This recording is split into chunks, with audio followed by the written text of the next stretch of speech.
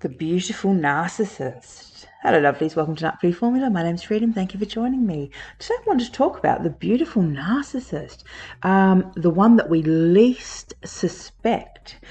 And what I mean by that is this. So we all have this idea in our mind about what a narcissist looks like, right? And that idea is probably based on our own experiences with the narcissist, the narcissist in our life.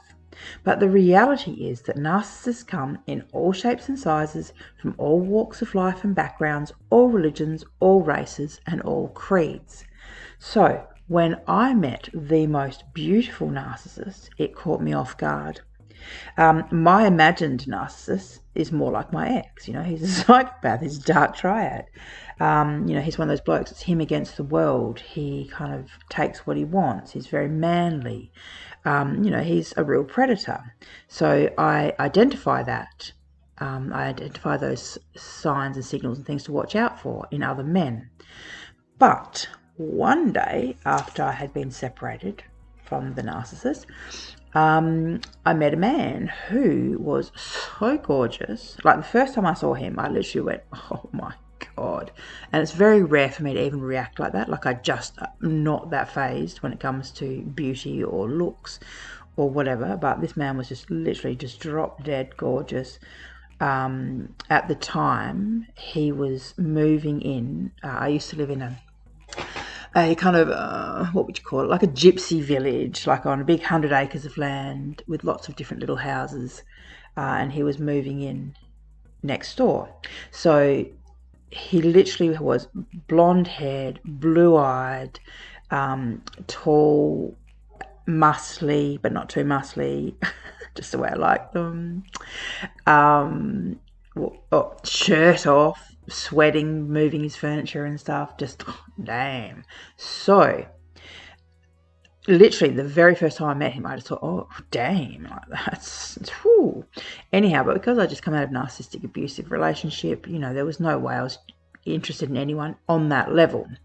In fact, I was super shy, and I was quite kind of taken aback at how friendly and flirty he was, right? Also considering I was like 10 years older than him. So as I got to know this one, I noticed that he was super shy and sweet and self-defacing.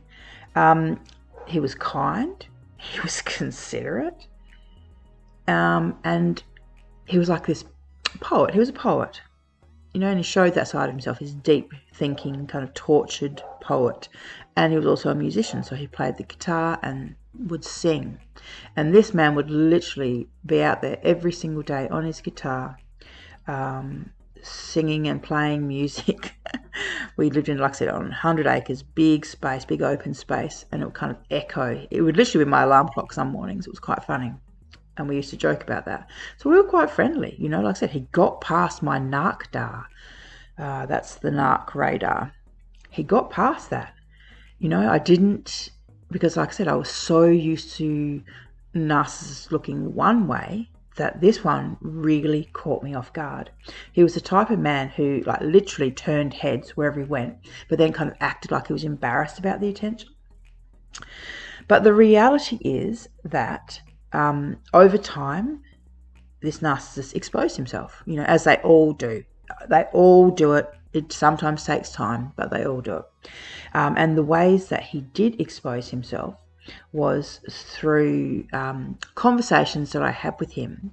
So, for example, one day we were at a market together. We were out at the local produce market getting some stuff, and he saw a woman with red hair walk past. And he was quite taken by her.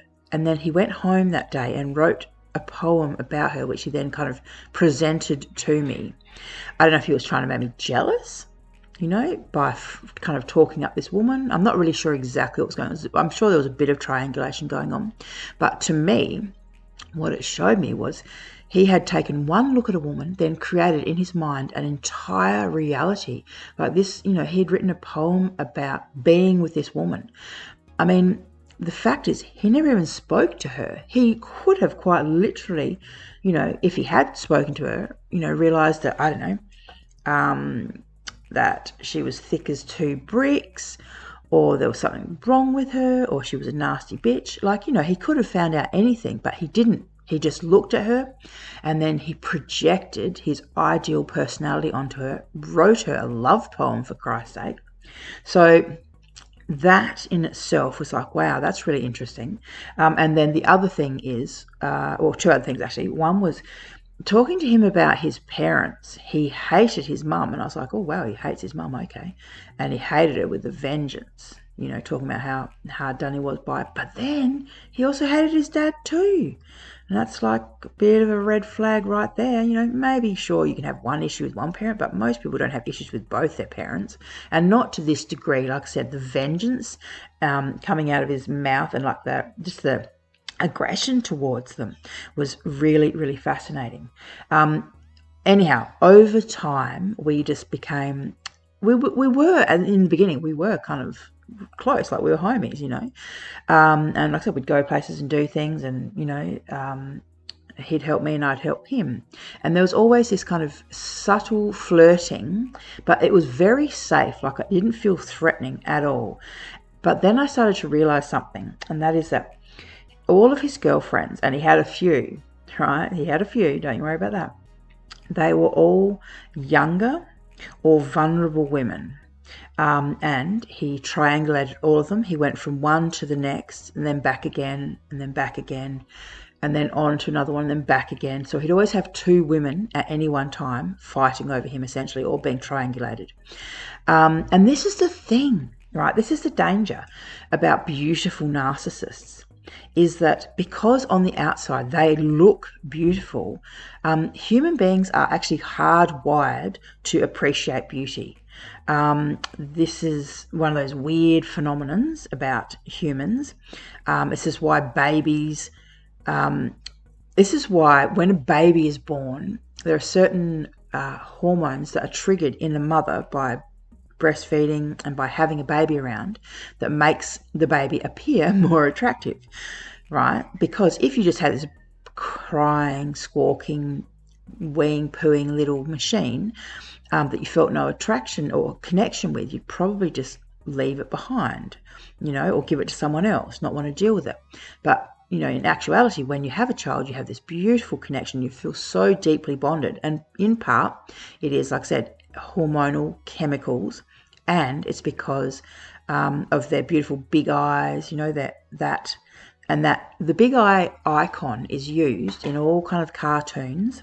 It's used in, romance. Like, women actually, we make our eyes look bigger on purpose, with mascara and eyeliner, all the things that we use. So we mimic this kind of big, wide-eyed, doe-eyed beauty. So anyhow, humans are hardwired for it. We think, we associate, beauty with good things, which is why the good-looking narcissist or psychopath or sociopath is so freaking dangerous. They get closer than, the weird-looking ones or the ugly ones. They get closer to women. Like he was like he was in our home, all around us. Not that I ever felt threatened by him in that way, but seeing the damage they did to the women that he was involved with, and he was also violent to them. That's the other thing that was really interesting. You got this, like this poet, this hippie freaking musician, looked like he wouldn't hurt a flea, but quite happy to push women around or hold them by the wrists or throw things at them. Anyhow, so once I had outed him, because once I had realised what was going on, one of his girlfriends was a friend of mine, and she basically came to me and I told her what I thought. And then once he knew what I was saying, because he must have slipped up and said something to him, wow, did he turn on me. He really turned. And it was really interesting having to live next door to him after he had turned, after I was no longer playing the game and, like I said, had exposed, the narcissist behind the mask, essentially. I went from being, the woman that he would do anything for. Like, he would come over, like I said, if I needed furniture moved, he would be there, and I'd try and help him, lift the mattress, for example, to move it. And he'd be like, things like, oh, no need, little lady, like, I've got this. like real masculine, manly. It was quite bizarre, actually, to see the different roles that he would put on for different people.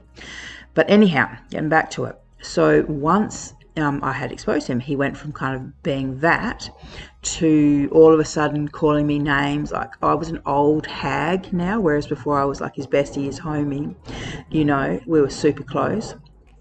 And just things like, you know, just stuff like that. Anyhow, it doesn't matter. I'm not going to get into that bit too much. There's no point. But like I said, the reality is narcissists, you know, do come in different shapes and sizes, but the beautiful ones are dangerous because our brain forgets. You know, we forget because we're like, oh my God, he looks so gorgeous in the, you know, standing there in the moonlight or whatever, you know. You know, be careful is all I'm saying, is be careful. They are out there. And it doesn't matter how good looking they are. It doesn't matter how well they craft the mask and their persona. At the end of the day, they are still narcissists. They're still going to do exactly what this one did. Like I said, devalue, replace, you know, discard. They all do the same things, whether you're with them or if it's just, like I said, in a friendship capacity. They all do the same things. So I extracted myself from that situation. He did a little hoover recently. It's been over a year since I've even spoken to him. He did a little hoover. One of our mutual friends died, and so he contacted me about the funeral just to check my temperature, just to see, you know, if I was going to be there. You know, totally unnecessary. Like I said, it's a hoover. Just to see if I'll be like, oh, hey, how are you? Haven't spoken to you for ages. How's things? Let's catch up. It's like, no, dude, you're a narcissist. I don't do catching up with narcissists. You know, once I've identified a narcissist, there's no way, shape or form that I'm going to have any kind of relationship with them. You know, I will talk about them if I want to. I mean, I'll do that if I want to, but I'm absolutely not, you know, engaging with them because they're dishonest. You know, there's nothing good that is ever going to come from having any kind of relationship with a narcissist. So bear that in mind, and like I said, beware of the beautiful narcissist because, yeah, it's a mask. It's a mask. All right, lovelies, thanks for listening. Bye.